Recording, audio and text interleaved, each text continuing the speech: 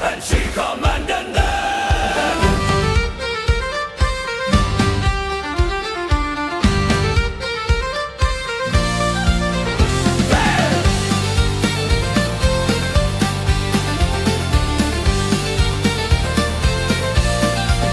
She was a woman in a floating brothel on the Pearl. When the pirate Ching Shih saw in her a different kind of girl, not a prize but a partner, not a servant but a chief. And when he died she took his fleet beyond all belief. How many ships did she command? 800 ships. How many men sailed for her? 20,000. Everyone. Did any navy stop her? Three navies fell. Three navies came against her, one by one, and fell. The Chinese and the Portuguese had stories they could tell of watching their fleets burning in the South China Sea, 'cause Ching Shih decided they were sailing far too free.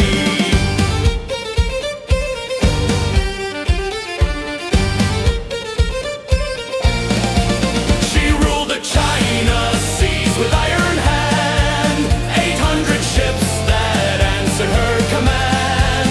No navy on the earth could bring her down. No emperor could take away her crown. 3,000 cannons spoke when she gave word. The mightiest fleet the South China Sea had heard. And when she chose to stop, she chose her terms.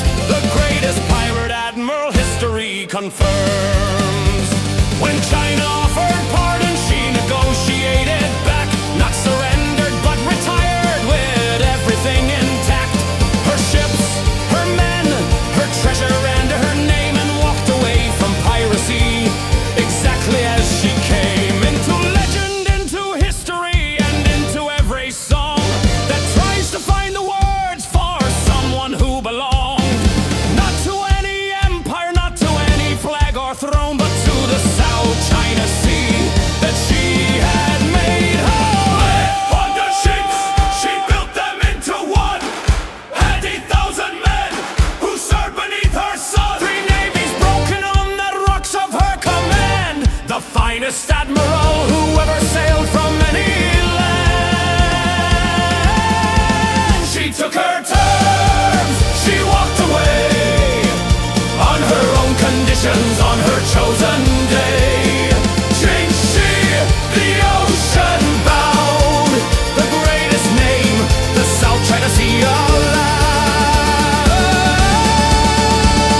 800 ships, 80,000 men, three navies defeated, her own terms of surrender.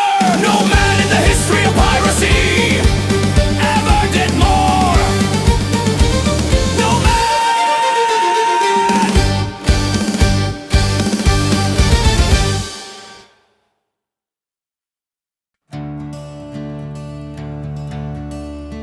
They took her husband to the scaffold in the square.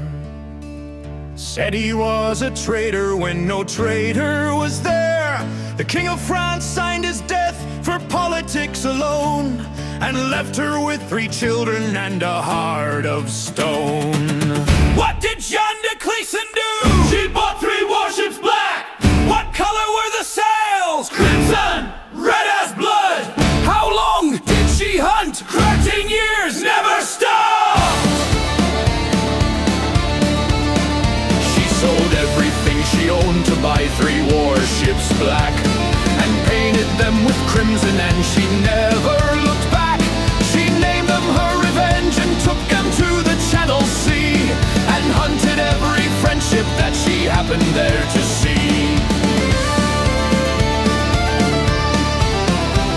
She spared 1 man from every ship to carry back the word to the King of France that Jean de Cleason had been heard, that the Lioness of Brittany sailed the channel free, and would sail it till the last friendship had answered she. 3 black ships with crimson sails upon the Channel gray. 13 years of hunting, every friendship in the way. 1 man spared from every vessel taken on the tide, to carry back the message that the Lioness had tried. The King of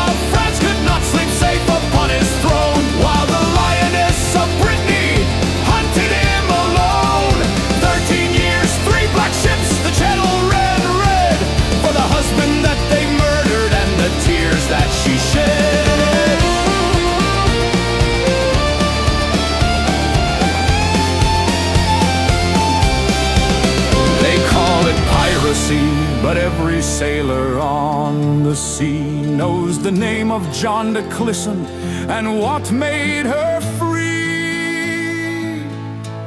Not greed and not adventure and not gold or fame, but the love of one man taken and the right to claim.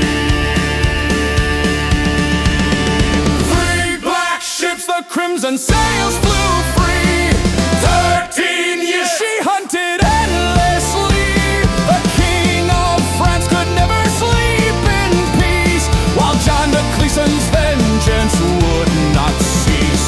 She never stopped, she never bent the knee. The Lioness of Brittany sailed free for her husband, for her children, for her name. The finest vengeance in the pirate game. She did not want to be a pirate. She wanted her husband back. And since the sea could not give her that, she gave the sea 13 years of fury in his name.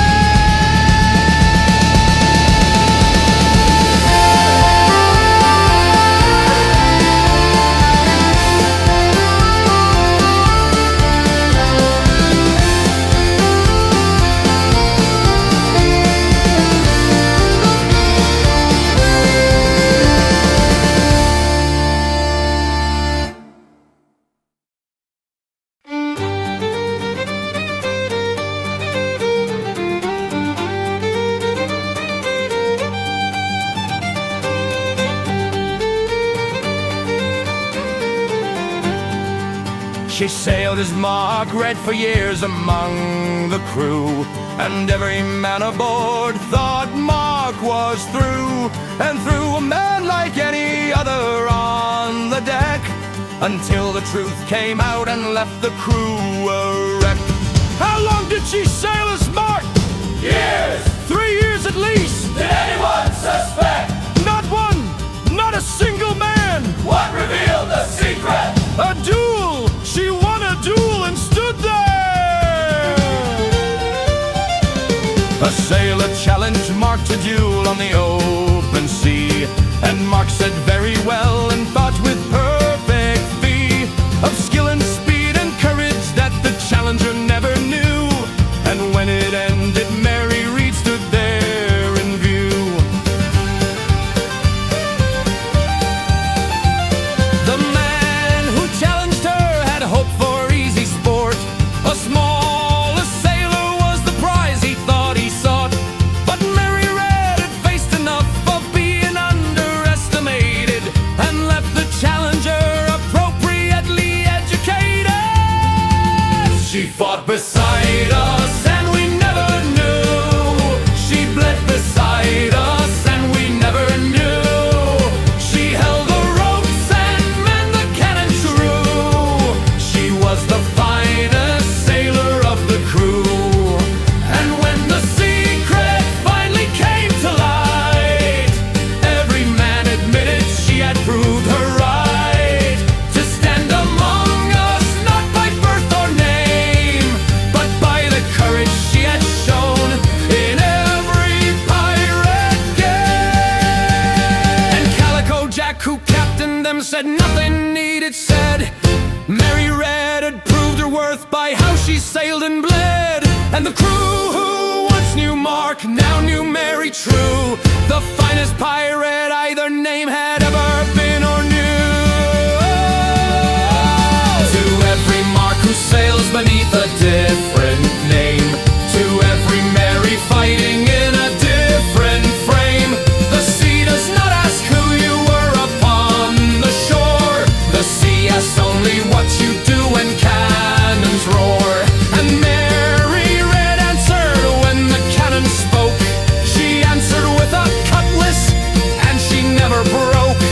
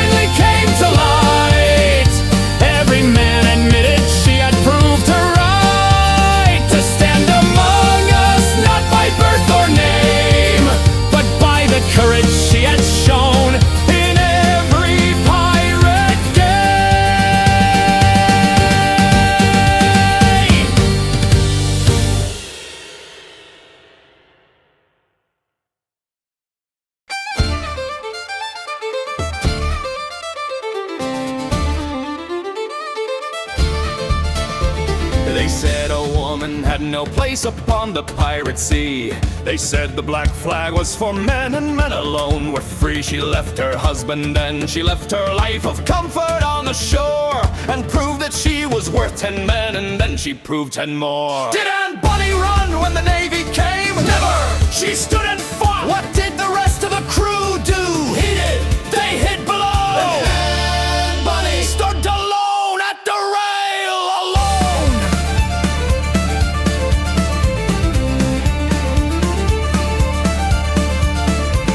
When the Navy came at dawn and found the crew asleep, from celebrating victory with rum too dark and deep, Anne was the only one who stood and fought them at the rail, while Calico Jack and all the men turned white and pale.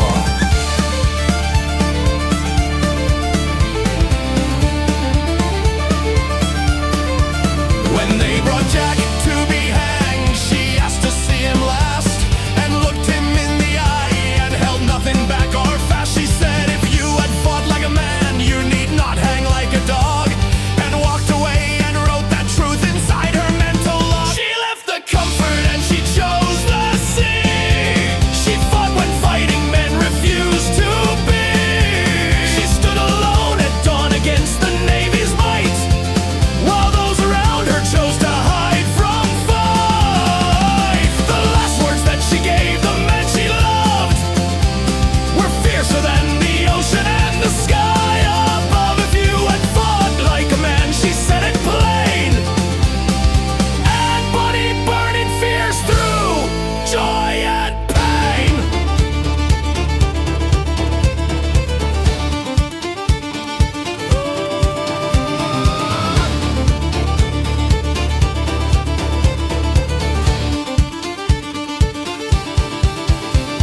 And what became of Anne, nobody truly knows. The records ended into legend, she just goes. Some say she was pardoned, some say she escaped the sea, and some say Anne Bonny is still sailing wild and free. She chose the sea when others chose the shore. She stood and fought when others hit the floor. The fiercest heart that ever raised a sail, the woman that no prison could contain or jail. And Bonny burning, free and fierce and gone, into legend and to every pirate song. She lives in every soul who refuses to be tamed. And Bonny burning, history has her name.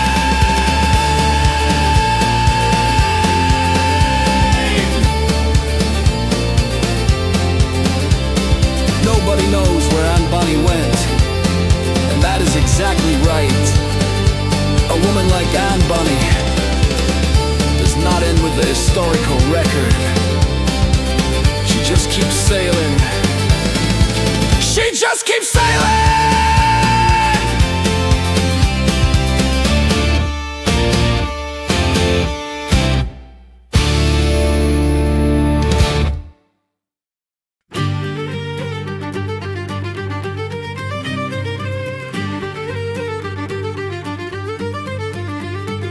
Born in Pennsylvania, raised in Massachusetts cold, Rachel Wall had a husband and a story to be told. They said she lured the ships by crying help at sea, and when the sailors came to help, they found a different she. How did Rachel Wall work her trick? After every storm, she climbed the mast and cried for help, and the sailors always came. And what waited in the hold? Her husband and a cutlass. After every storm she climbed the rigging, crying out that all was lost and every man would rush to help devout. Her husband waited with a cutlass in the hold, and Rachel Wall became the pirate story to be told.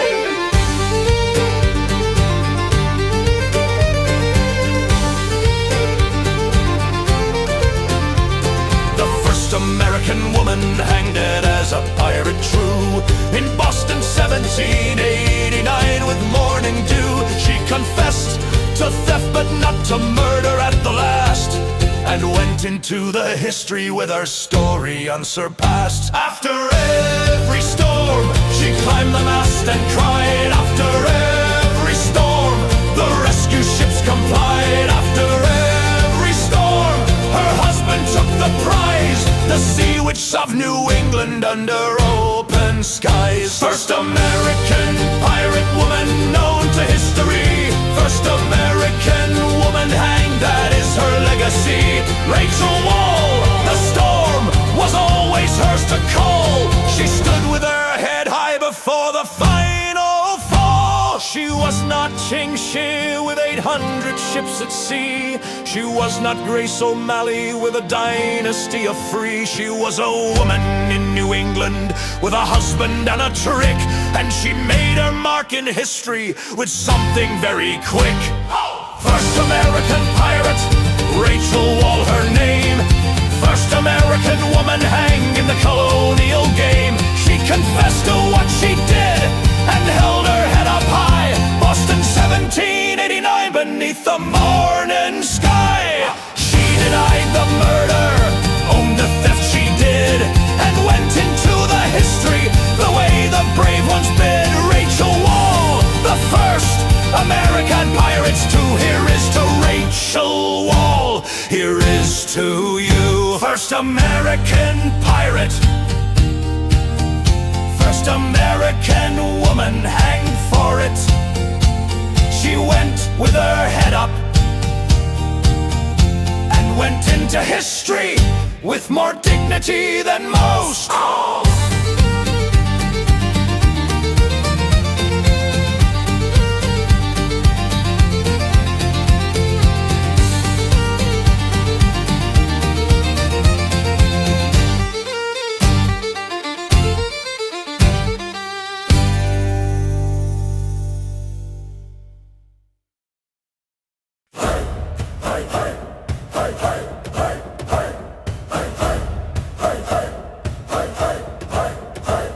Queen Tut of Illyria ruled the Adriatic coast 2 centuries before the Christ, and ruled it as the most feared naval power in the ancient Middle Sea, until the Romans came and disagreed with Frey. What did Tuta tell the Romans? That piracy was her custom. Did she bow to Rome? Never, not one bow. What did Rome do? They killed the envoy, then they paid.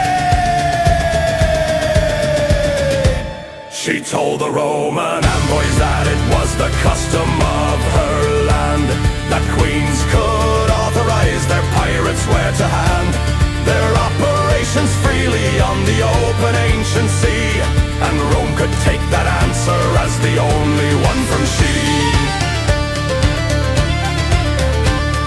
The Romans killed the envoy, which they never should have done, and Tuta kept her fleet, fighting till the last was won. She lost eventually, as Rome was always bound to win, but held the Adriatic longer than most men had been. 200 years before the common era turned, a queen who told the Romans what she had not earned. Their interference, their permission, their decree. The Adriatic was her sea and hers alone to be.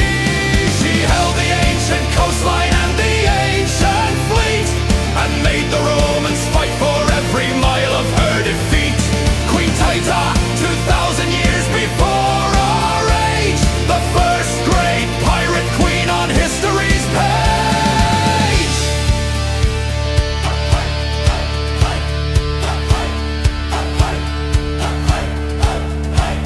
And every pirate woman who came after in the years, from John de Cleason's vengeance to Anne Bonny's tears, from Grace O'Malley's diplomacy to Ching Shih's command, walked a road that Tuta of Illyria first planned.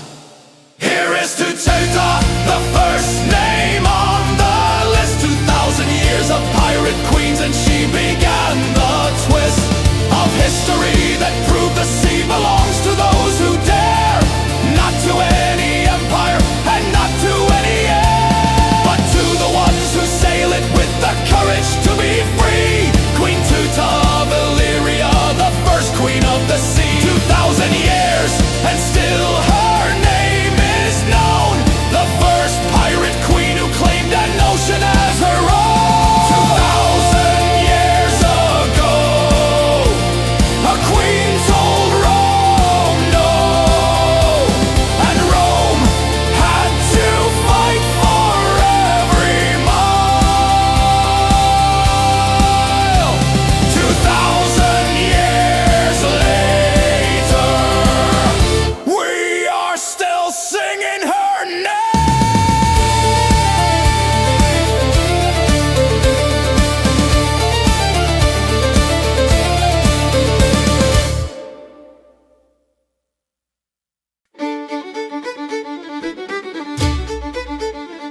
There is something about Mark that nobody could explain.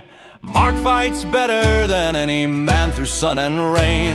Mark smells considerably better than anyone on board, and Mark has never once been seen to snore.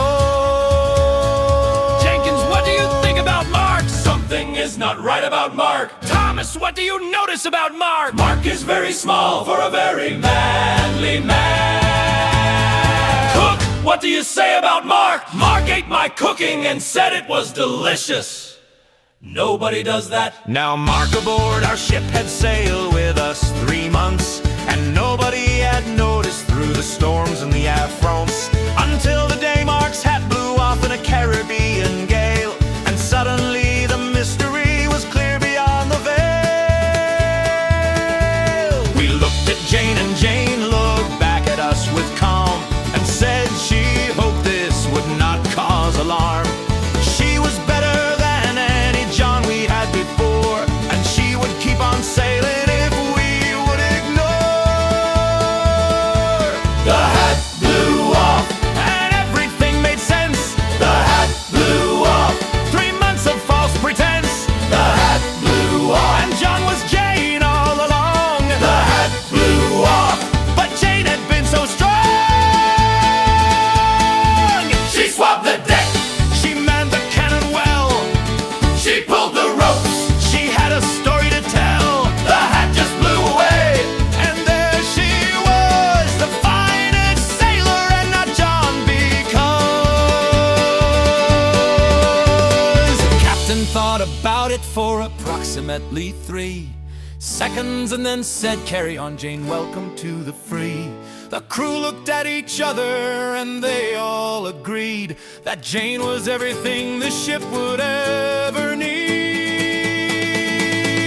Here is to Jane, Who sailed as John for months, here is to Jane, who weathered all the fronts of storm and battle and the questions of the crew, here is to Jane. who proved what she could do. The hat flew off, The truth came out to stay, and Jane kept sailing. anyway. 3 cheers for Jane, The finest John we had, the best disguise and the best sailor clad. Jane kept the hat after that, tied it to her head with 3 separate ropes, and nobody mentioned John again, except very fondly.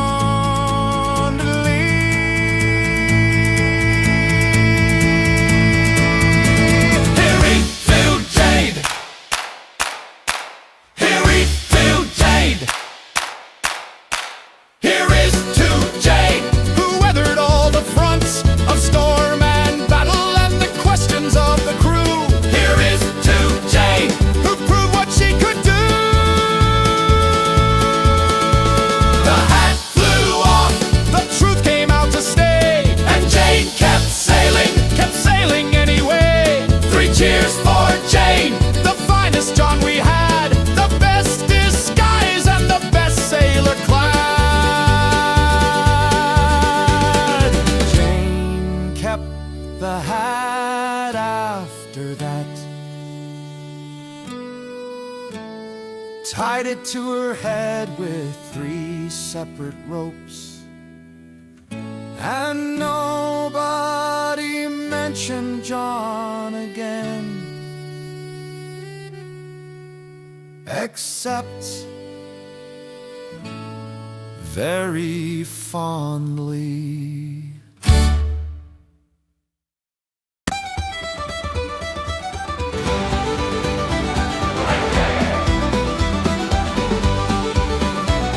In 1869, in Lower Manhattan's dock, there was a woman who had earned a very special knock. Not her reputation and not her pirate fame, but a headbutt so impressive that the headbutt was her name. What was Sadie's pirate weapon?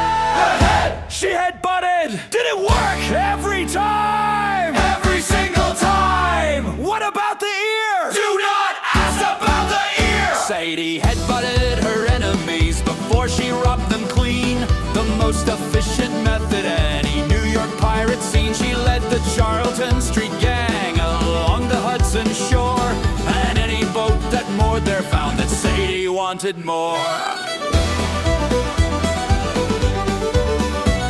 Now Gallus Mag, the female bouncer at a riverside bar, had bitten off Sadie's ear in a fight that left a scar and kept the ear in a jar of alcohol on the shelf until Sadie made peace and got her ear back for herself. She got her ear back, kept in a jar. She made peace with Gallus Mag to get it that far. She reattached her ear, or close enough to true, and went back to headbutting everyone she knew. The Hudson River, not the open sea, but Sadie made the Hudson everything that free could mean in 1869. Sadie the Goat, the most impressive pirate find.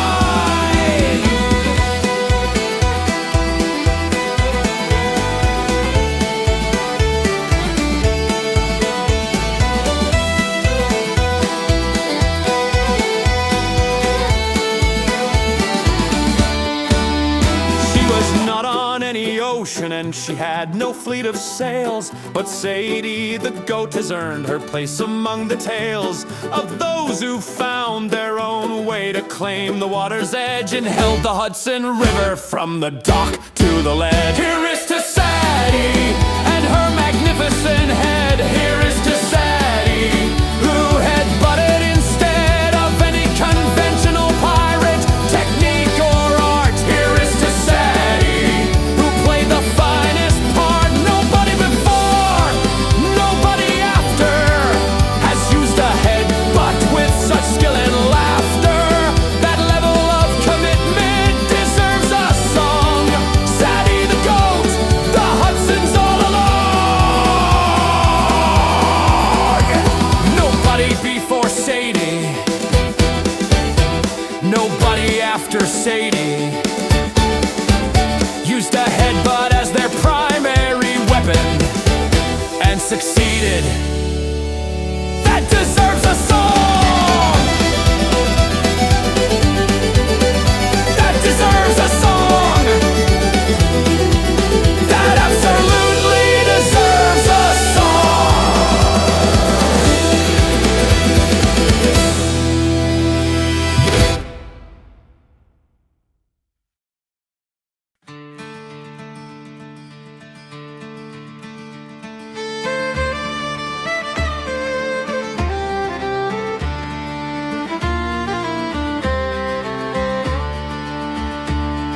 Behind every flag that flew upon the pirate sea, there was a story that the history did not always see. Because the records kept by empires and by kings forgot to write about the women and the things. The names not in the books, the stories not recorded, the women behind the flag, how many were there truly? More than history recorded. Where are their names now? In the ocean kept them. And how do we remember them? In every song we sing. For every Ching Shih celebrated, and for every Grace O'Malley known, there were 100 women whose names history has not shown, who kept the ship's provisioned and who healed the battle wounds, who navigated by the stars beneath 100 moons.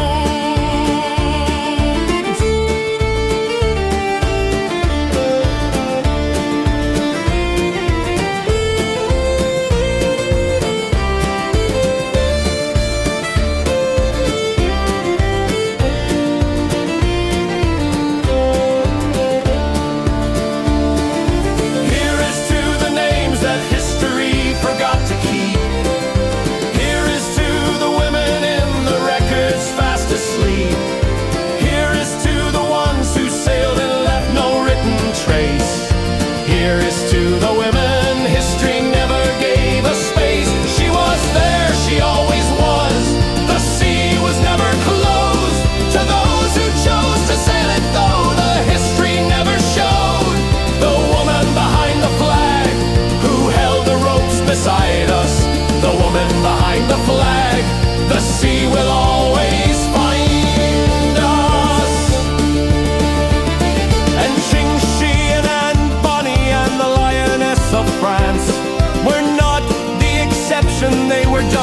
ones who got the chance to be remembered in a world that wrote down what it chose, and chose to write the men while every woman's story froze. But the ocean does not care what the historians select. The ocean treated every soul with the same respect of wind and wave and consequence and beauty and the deep. The ocean kept no record, and the ocean did not sleep. Here is to the ocean that remembers every name, the names the history lost, and the names that never came to any record or any book or any captain's log. The ocean held them all through every storm and fog. She was there, she always was, from the ancient sea to every soul sailing now in search of being free. The flag flew over all of them, the black flag was for all. The woman behind the flag who answered freedom's call. Every hand that ever pulled a rope, every eye that ever read the stars, every name the history forgot is in this song. The ocean remembers. The ocean always remembers.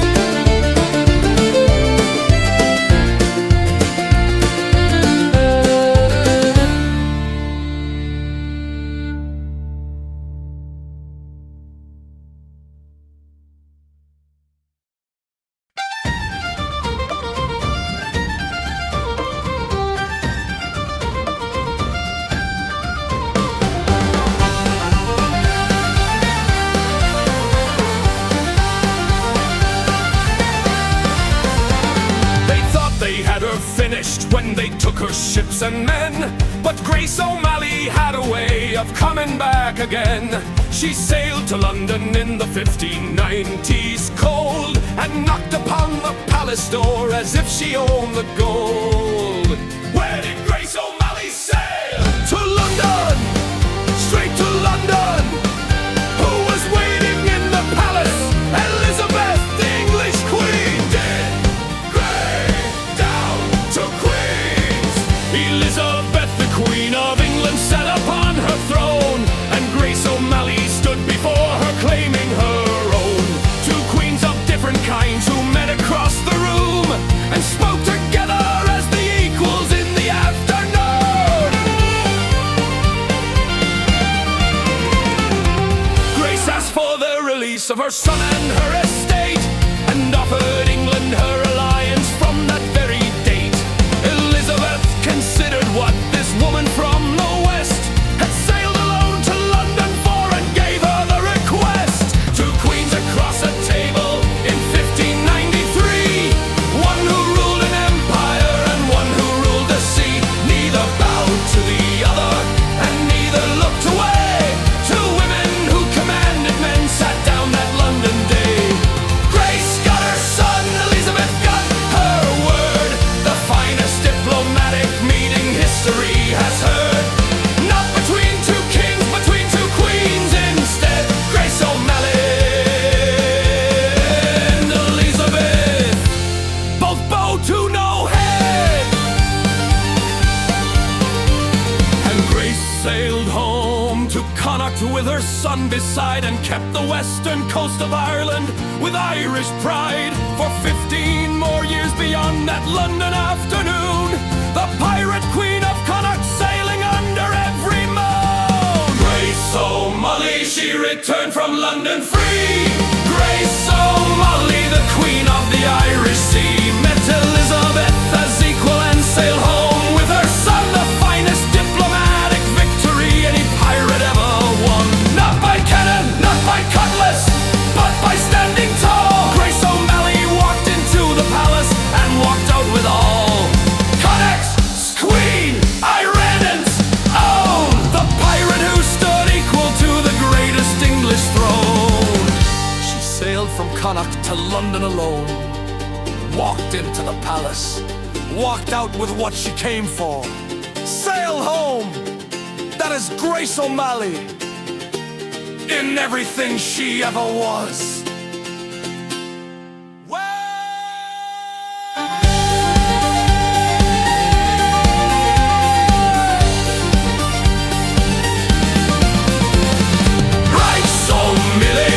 Returned from London free. Grace O'Malley, the Queen of the Irish Sea, met Elizabeth as equal and sailed home with her son, the finest diplomatic victory any pirate ever won. Not by cannon, not by cutlass, but by standing tall. Grace O'Malley walked into the palace and walked out with all. Connacht's queen, Ireland's own, the pirate who stood equal to the greatest English throne.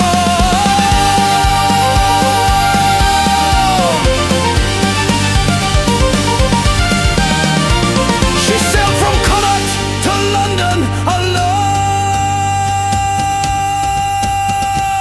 Walked into the palace, walked out with what she came for. Sailed home. That is Grace O'Malley in everything she ever was.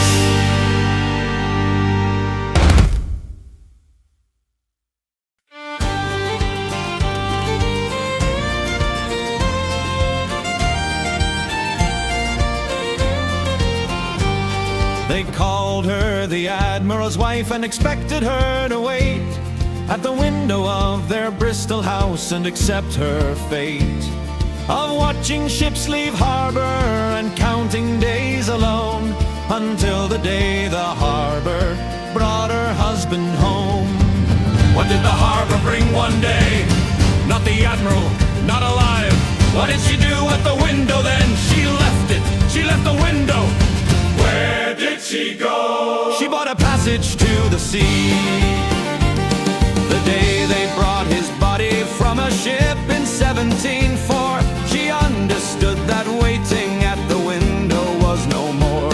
Her life than any ship that sits forever in the dock is a ship and not the harbor, and she broke the lock.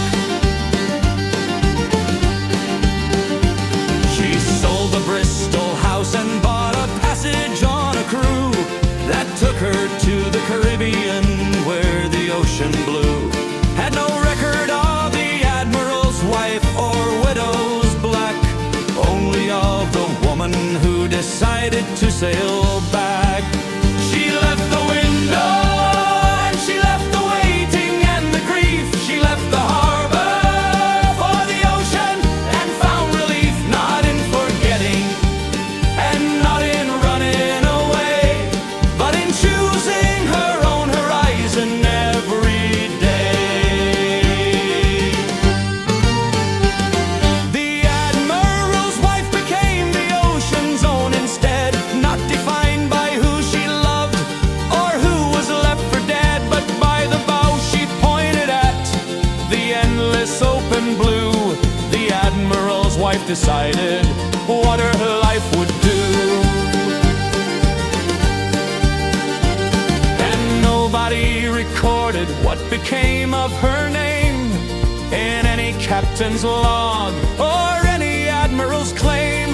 But somewhere in the Caribbean, past the trading lane, the Admiral's wife sailed free and never looked back again. Here is to the window that she left behind. Here is to the waiting she refused to mind. Here is to the woman who decided for herself. Here is to the life she took down from the shelf of someone else's story and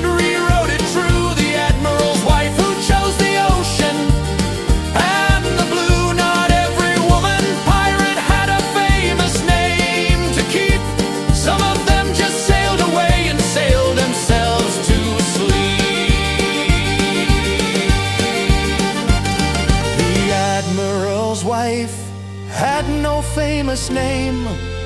No history recorded her, but she chose the sea, and the sea accepted her, as it always has, for those who choose it.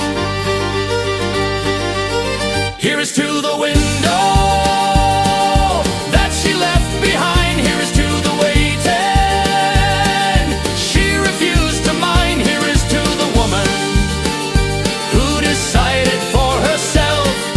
Here is to the life she took down from the shelf of someone else's story and rewrote it true. The Admiral's wife who chose the ocean and the blue. Not every woman pirate had a famous name to keep. Some of them just sailed away and sailed themselves to sleep.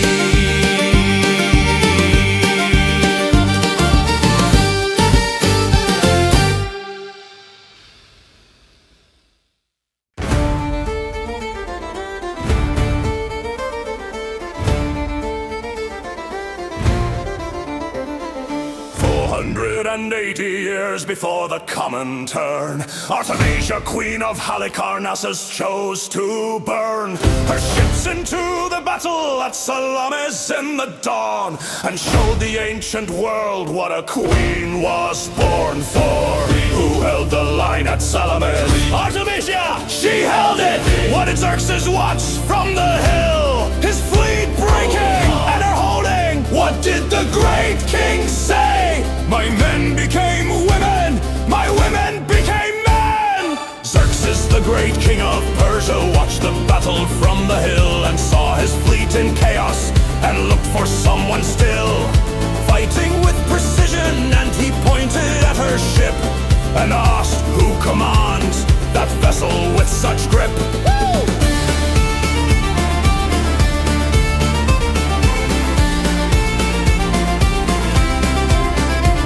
They told him it was Artemisia, queen of Carria's shore. And Xerxes said the words that echo evermore. My men have become women, and my women have become men. The finest compliment the ancient world has given then. While Persian admirals fled, she held the line. While Persian captains broke, her ship stayed fine. The great king watched from shore and could not hide his admiration for the woman at the tide. My men have become women, Xerxes said it clear. My women have become men for all the world to hear. Artemisia at Salamis 2,000 years ago, the first great pirate queen that ancient history would know.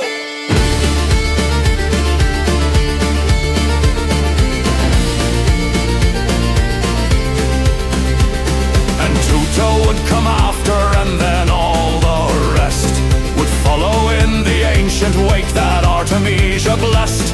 With her presence at Salamis on that ancient dawn, 2,500 years and still the song goes on. 2,500 years and still her name echoes in the story of the ancient naval game. Artemisia, who fought when admirals ran. Artemisia, who earned the praise of the great Khan. My men have become women, the greatest ancient praise. My women have become men through the ancient days. Artemisia, first among the queens of sea, the name that started everything for those who chose to be free.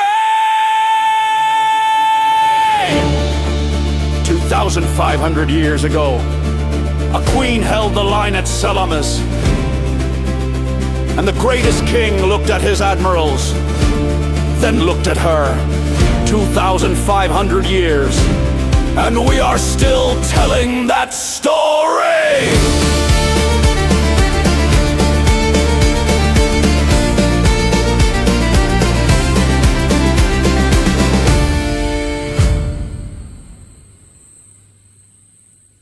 The ocean never asked if you were man or woman there. The ocean only asked one thing.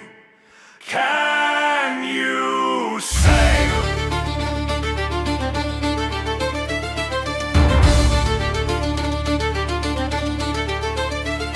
The pirate code was written by the men who came before, and wrote the word of men because they knew not what was more than men upon the sea. But every article they made was blind to what the ocean always knew and had displayed. What does the pirate code say? No pray, no pay. Every hand equal. Does it say man or woman? It says hand, every hand. What does the ocean say? Can you sail? That is all it asks. That skill and courage and the will to face the open blue have never been the property of any gender true. The ocean tests the sailor, not the story of their birth, and gives the same horizon to every soul of worth. Oh! No pray, no pay for every hand that pulls. No pray, no pay for every mind that rules. The quarter share belongs to those who earn it at the rail, not to any birth or name, but to those who chose to sail. Ching Shih earned it, Grace O'Malley earned it too, and Bonny earned it. Mary Read knew what to do. The pirate code has no gender in the end. The ocean is the only law that pirates must attend. And every soul who has ever stood upon a deck and looked the ocean in the face without a single check of hesitation or apology, or wondering if they could, has answered every question that was ever asked or should have been asked differently, because the answer is the same as the ocean gave to everyone who came to the rail and chose the horizon over shore. The pirate code has room for those who sail and nothing more. Here is to every hand that pulled the rope. Here is to every voice that kept the hope of those who stood before us and who chose the open sea over every definition of what they were told to be. The pirate code has no gender, never had. The ocean took the good, the ocean took the bad, the brave and the determined, and the ones who dared to say the horizon is for everyone who chooses sail today.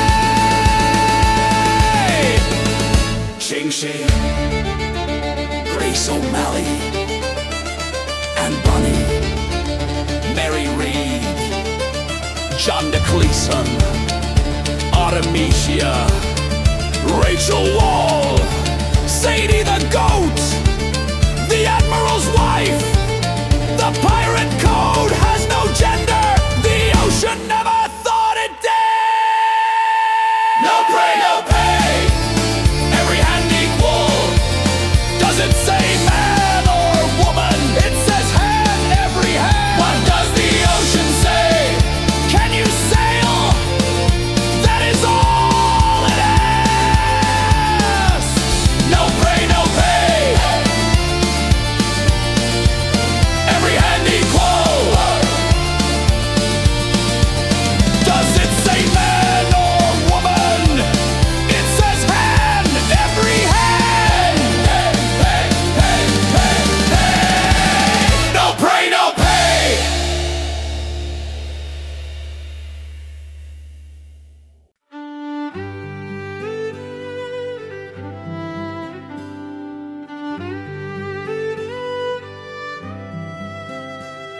From the Adriatic to the South China Sea, from the Irish coast to the waters running free, off Manhattan and New England and the Caribbean blue, every ocean has a queen, and every queen is true.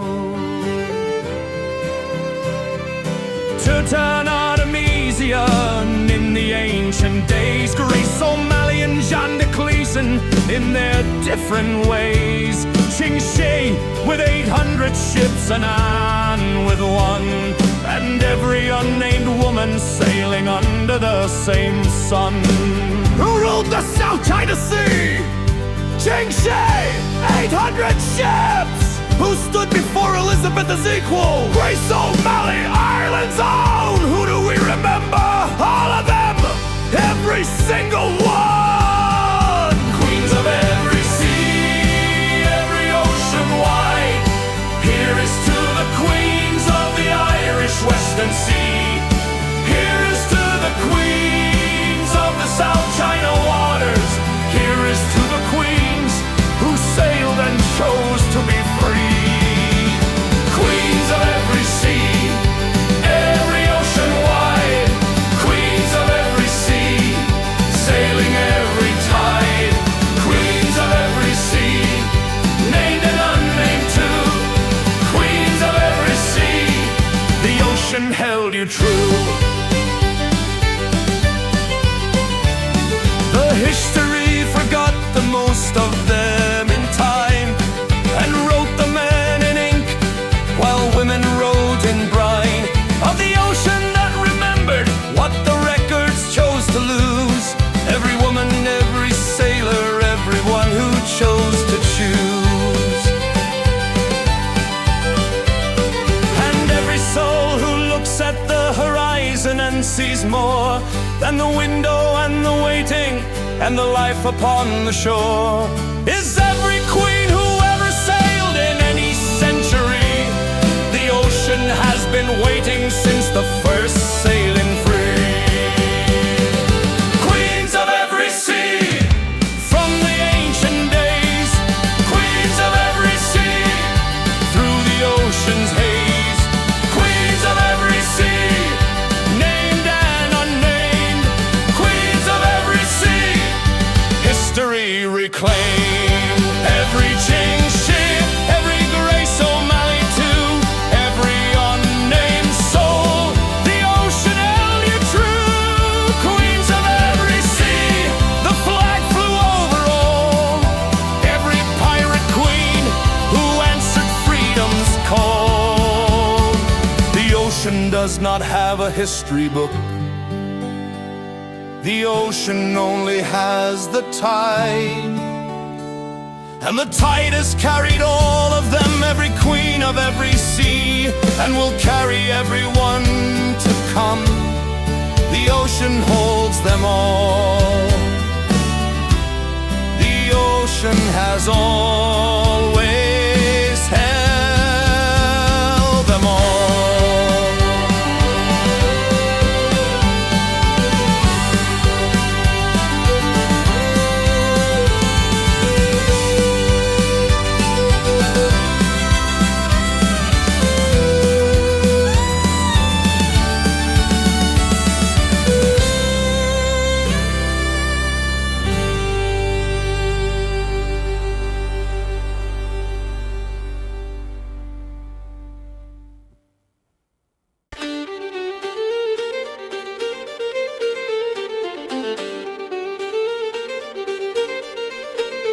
She sailed as Marguerite for years among the crew, and every man aboard thought Mark was through, and threw a man like any other on the deck, until the truth came out and left the crew a wreck.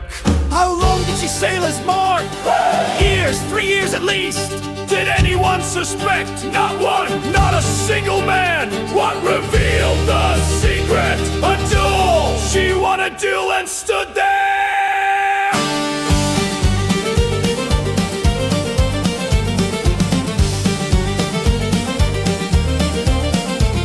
A sailor challenged Mark to duel on the open sea, and Mark said very well and fought with perfect fee, of skill and speed and courage that the challenger never knew.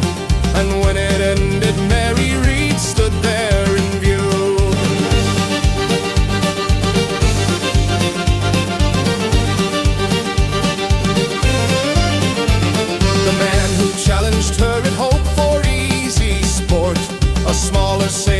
was the prize he thought he sought. But Mary Redhead faced enough of being underestimated and left the challenger appropriately educated. She fought beside us and we never knew. She bled beside us and we never knew. She held the ropes and manned the cannon true. She was the finest sailor of the crew. And when the secret finally came to light, every man admitted she had proved her right to stand among us, not by birth or name, but by the courage she had shown in every pirate game. And Calico Jack, who captained them, said nothing needed said. Mary Redhead proved her worth by how she sailed and bled. And the crew who once knew Mark now knew Mary true. The finest pirate either name had ever been or knew.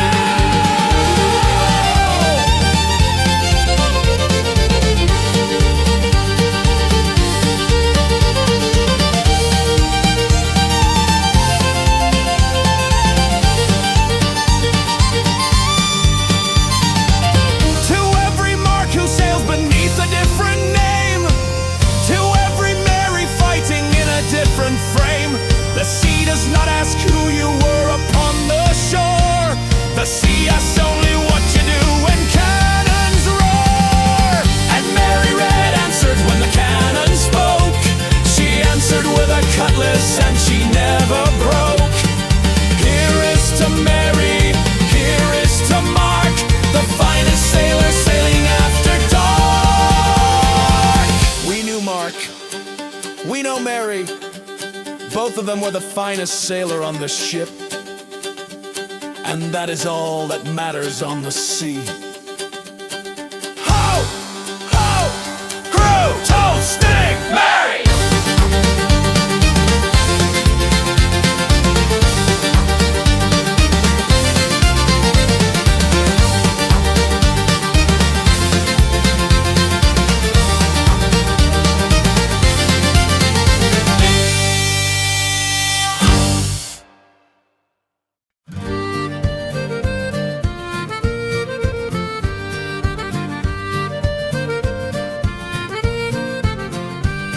They called her the Admiral's wife and expected her to wait at the window of their Bristol house and accept her fate of watching ships leave harbor and counting days alone until the day the harbor brought her husband home. What did the harbor bring one day? Not the Admiral. Not alive. What did she do at the window then? She left it. She left the window. Where did she go? She bought a passage to the sea.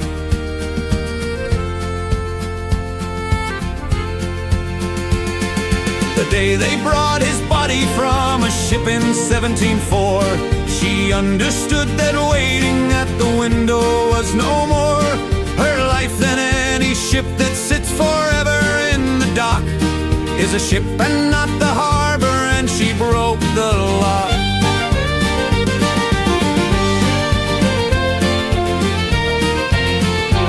She sold the Bristol house and bought a passage on a crew that took her to the Caribbean, where the ocean blue had no record of the Admiral's wife or widow's black, only of the woman who decided to sail back.